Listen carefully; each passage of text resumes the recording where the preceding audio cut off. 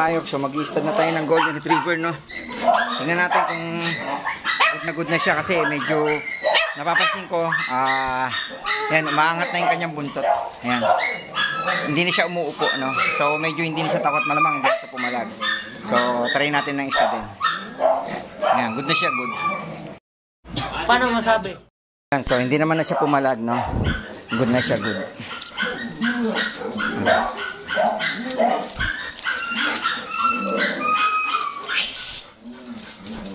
Hey baby. Hindi naman na siya pumalag.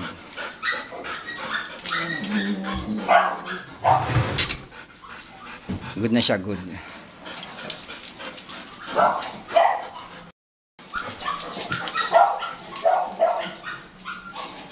So next natin yung beagle, no?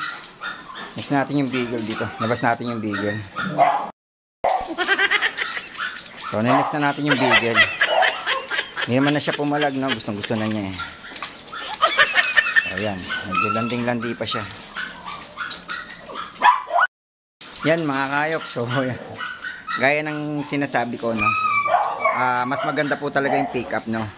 So, mas mamonitor natin yung mas maganda niyang fertility period, no? Hindi totoo yan. Kumbaga, hindi pumapalag. May stud natin na maayos, walang kapalag-palag. Ayan.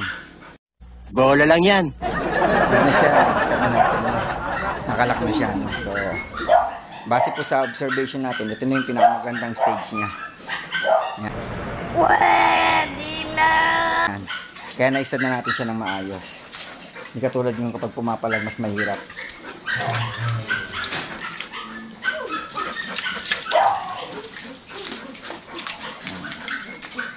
Ayan, tingnan natin ito matanggal, pero ine-next na natin yung beagle kasi may lakad tayo ngayon, no? So, nag-manicure, pedicure pa tayo sa asawa natin.